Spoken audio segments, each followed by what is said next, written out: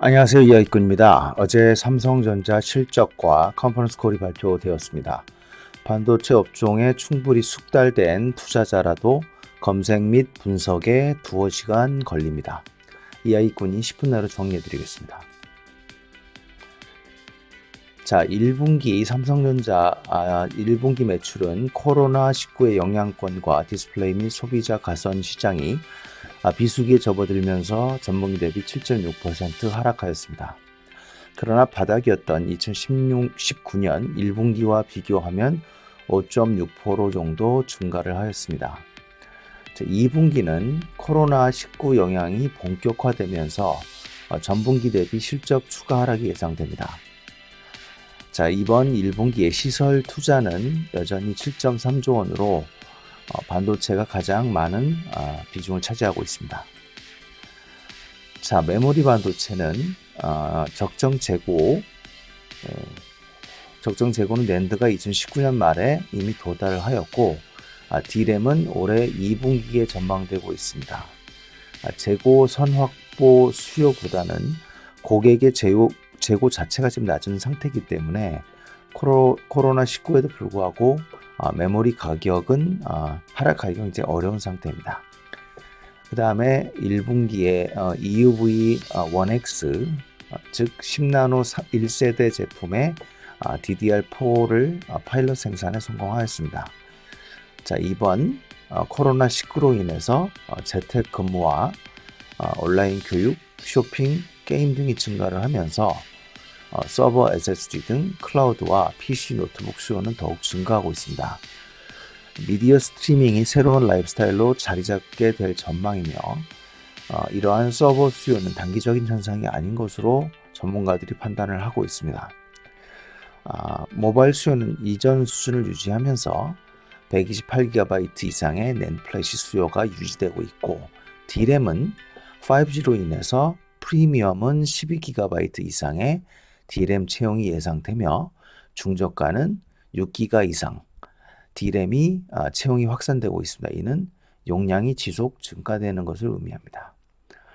자, 삼성전자의 영업이익은 대부분 반도체와 모바일, 스마트폰에서 나오고 있는데 이 서버 메모리는 증설로 인해서 수요가 커지는 것이고 스마트폰 메모리는 용량이 커지면서 수요 증가 효과를 보고 있는 것입니다. 자, 이번에 실적이 굉장히 좋아진 시스템 반도체와 파운드리를 보도록 하겠습니다. 자, 미래 먹거리인 시스템 반도체의 성장이 매우 돋보이고 있습니다. 자, 시스템 반도체는 이번에 사상 최대 실적을 기록하면서 반도체 매출 중에서 시스템 반도체 비중 역시 역대 최대를 기록합니다. 4.5조 정도의 영업이익을 기록하고 매출을 기록하고 이는 그 반도체 매출이 25% 정도를 차지하고 있습니다. 전년 대비 2배 정도 늘어난 것이죠. 이러한 사상 최대 실적을 견인한 제품들은 이제 1억 화소 제품인 CIS, 노나셀 같은 것으로 이제 저조도 특성을 개선한 CIS 등이 있고요. 5G 모뎀과 엑시노스 980 프리미엄 SoC가 있습니다. 파운드리 역시 고속 성장을 지속하고 있습니다. 파운드리는 아직 TSMC의 시장 점유율을 가져오지 못하고 있음에도 불구하고 두 자릿수의 매출을 계속 기록을 하고 있습니다. 자, EUV 전용 V1 라인 가동 및 6나노 EUV 양산 역시 안정화되고 있습니다. 앞에서 메모리에서 말씀드린 것과 마찬가지로 재택근무, 온라인 등의 추세가 진행되고 있습니다. 삼성전자보다 사실은 TSMC와 인텔이 더 실적이 급등하고 있습니다. 이 시스템 반도체 중에서 특히 멀티 카메라 쪽은 올해 캐파가 무려 40% 정도 증가할 것으로 예상이 되며 그럼에도 불구하고 수급은 균형을 유지할 전망입니다.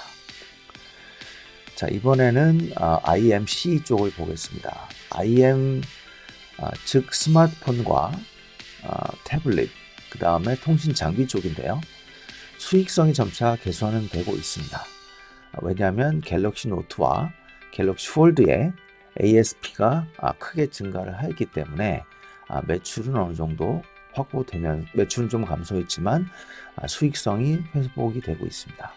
그 다음에 이제 미국 트럼프 대통령의 5G 통신 장비 봉쇄 기술 봉쇄에 따라 삼성전자의 5G 통신 장비 역시 실적 개선을 지속하고 있습니다.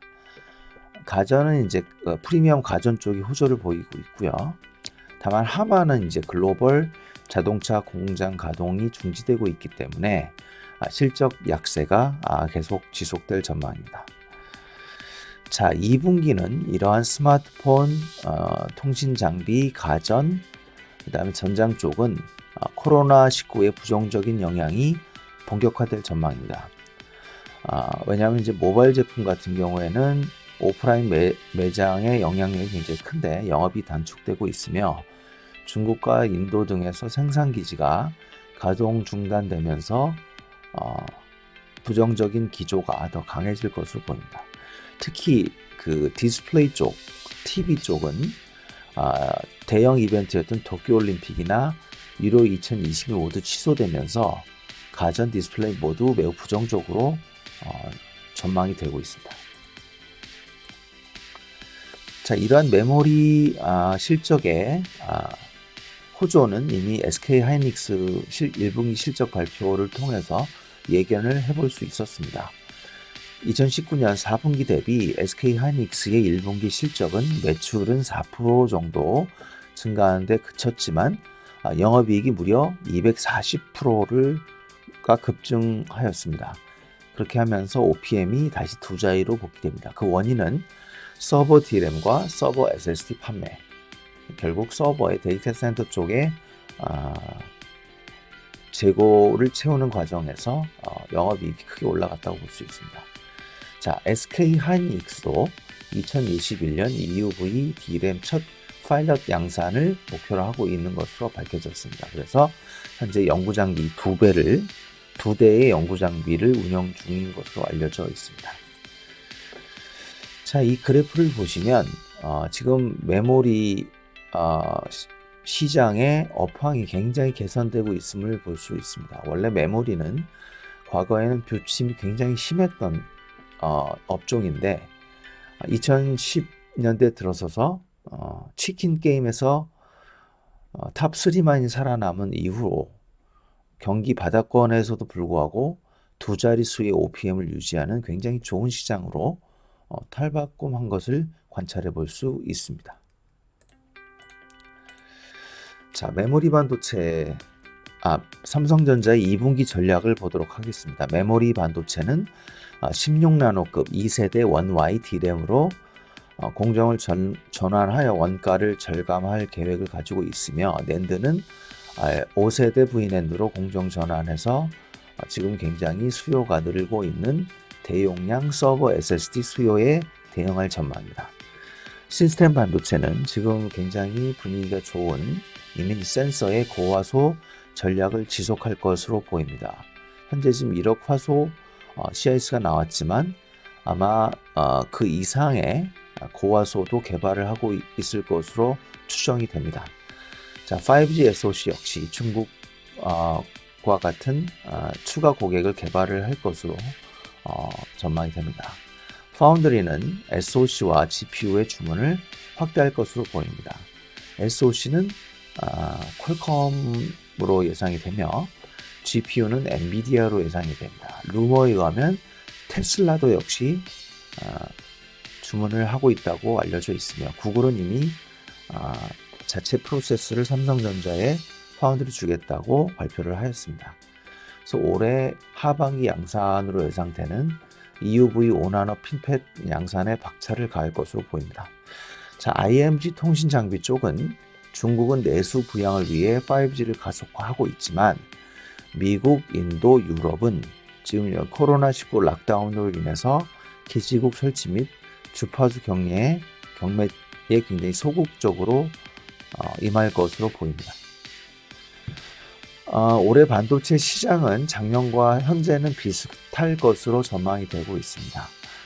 그러나 이제 2분기 스마트폰 시장, 또 스마트폰과 연계된 반도체 시장이 이 코로나19를 얼마나 선방을 하느냐에 따라 올해 반도체 시장이 정체하느냐 성장하느냐가 결정이 될 것 같습니다. 자, 하반기 전략, 삼성전자가 발표한 하반기 전략을 보면 메모리 반도체 같은 경우에는 3세대 14나노급 원지 D램을 개발할 것으로 보입니다. 여기가 이제 여기서부터 제대로 EUV를 확대할 것으로 보입니다. 컨퍼런스 콜에서 발표한 바에 의하면 14나노 원지 이하는 원가 측면에서 EUV가 가장 효과적인 것으로 검토가 되었다고 말했습니다. 물론 이제 고성능 포토레지스트 같은 난제들이 해결이 돼야 된다고 언급하였고요. 그래서 본격적인 EUV D램 양산은 원지를 거쳐 내년도 4세대 1A D램을 EUV 전용 공장인 V1 라인에서 진행되는 것으로 예상을 해볼 수 있습니다. 자, 올해부터 DDR5와 LPDDR5 또 거기와 연결되는 그래픽 DDR이 시장을 열 것으로 보이며 이쪽에 삼성전자는 집중을 할 것으로 보입니다. 낸드는 이미 개발된 6세대 V낸드 개발하고 있는 6세대 V낸드를 이제 하반기에 완료할 것으로 전략을 가지고 있습니다. 파운드리는 지금 하반기 양산에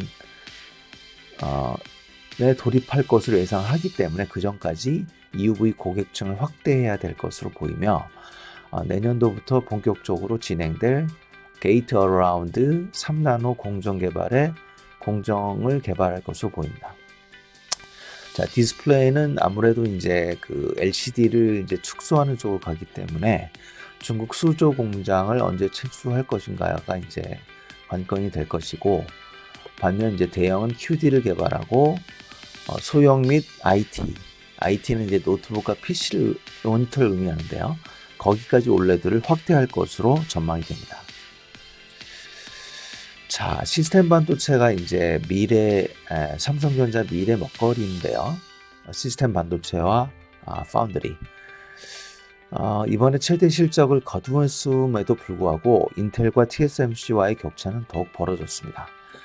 삼성전자는 작년 1분기 대비 비슷한 실적을 보였지만 인텔은 60%, TSMC는 무려 2배 정도의 실적을 기록하고 있습니다.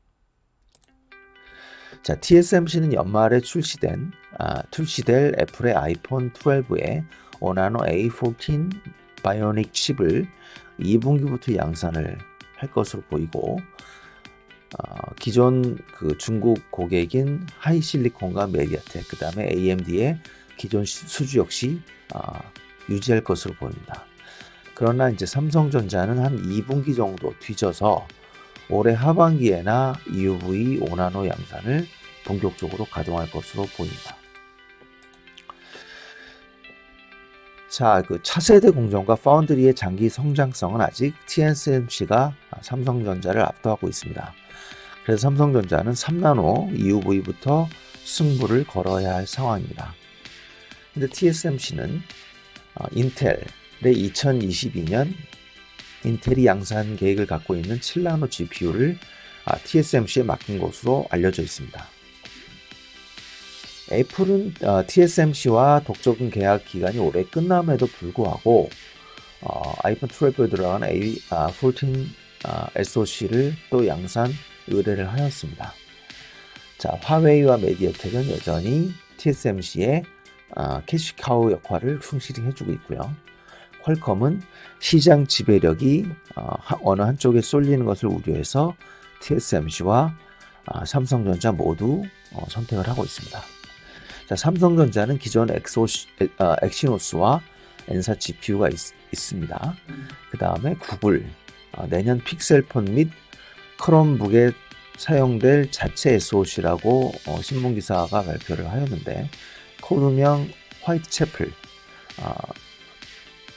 이 자체 프로세서가 진행될 것으로 보이고, 또 하나 루머로 얘기되고 있는 게 이제 테슬라가 있습니다. 그 다음에 이제 AMD가 하나 있는데요. AMD는 지금 삼성전자와 GPU 관련된 아키텍처 라이센스 협력을 하고 있고, 차세대 SoC 엑시노스에 들어갈 GPU를 AMD의 기술을 사용해서 사용할 계획이기 때문에 결국 AMD의 스탠드얼론 GPU 역시 삼성 파운드리를 사용할 가능성이 굉장히 높습니다. 그래서 삼성전자는 3나노부터 승부를 걸고 있다고 말씀을 드렸는데요. 자, 올해 1월 게이트 어라운드 기술을 적용한 3나노 공정을 세계 최초로 개발을 하였습니다. TSMC는 코로나로 인해서 연기되었다고 핑계를 대고 있지만 어찌됐든 기술 공개를 8월, 파일럿 양산을 10월로 연기를 한 상태입니다. 물론 두 회사 모두 3나노 양산은 2022년 양산을 목표로 하고 있는데 만약 삼성전자가 3나노 양산을 먼저 진행하게 되면 현재 경쟁 구도가 바뀔 가능성이 굉장히 큽니다. 그래서 TSMC는 이 3나노에서 뒤진 부분을 2나노에서 다시 기술 리더십을 되찾기 위해서 다소 서두르는 모습을 보여주고 있습니다. 그래서 2020년 4월에 2나노 공정 개발을 착수했다고 대만의 디지타임스 같은 데서 발표를 하고 있는데 지금 3나노 기술 공개도 아직 하지 않았죠. 근데 벌써 2나노를 개발하겠다고 언론 플레이를 하고 있습니다. 언론에서는 이제 2나노는 2024년 양산 목표라고 얘기하고 있습니다. 자, 마지막으로 컨퍼런스 콜에서 중국의 반도체 굴기에 대한 질문도 여러 번 나왔습니다. 중국은 현재 그 이야기꾼의 판단에 의하면 아직 큰 위협이 되지 못합니다. 자, 중국 반도체가 한국 반도체를 추월하기 위해서는 한국 반도체가 아무 일도 하지 않는다는 조건 하에 D램은 10년, 낸드 플래시는 5에서 7년, 로직 디바이스는 2에서 3년 정도 걸릴 것으로 이야기꾼은 판단을 하고 있습니다. 그 이유는 굉장히 많습니다. 예를 들어 지금 10나노 이하부터는 EUV를 쓰지 않을 수가 없는데 D램, 심지어는 삼성은 D램까지도 EUV를 사용하고 있습니다. 그러나 중국은 미국의 기술 봉쇄로 인해서 EUV 양산을 할 수 없는 상태입니다. 유일하게 있는 파운드리 역시 SMIC는 14나노 수준에 머물러 있습니다. 기존 플로르 아르곤 또는 이멀전 공정 역시 3세대 이상 뒤져 있기 때문에 6년 정도 뒤져 있다고 볼 수 있고요. 비교적 그 공정 난이도가 낮은 낸드는 반도체 다른 D램이나 로직보다는 비교적 중국이 뛰어들기 편한 디바이스지만 여기에 이제 소프트웨어 기술과 안정성이 굉장히 중요합니다. 중국은 양산 경험이 아직 없습니다. 그 다음에 중국의 중저가 로직 제품은 하이실리콘도 있고 또 역사가 좀 있는 메디아텍도 있기 때문에 한국에 오히려 앞서 있다고 볼 수 있지만 기술력이 가장 높은 프리미엄 SoC, 엑시노스를 대표로 하는 프리미엄 SoC는 아직 중국 경험이 없습니다. 따라서 로직도 약간 뒤져 있는 것으로 판단합니다. 이 부분은 이야기꾼이 별도의 유튜브를 통해서 말씀을 드리도록 하겠습니다. 감사합니다.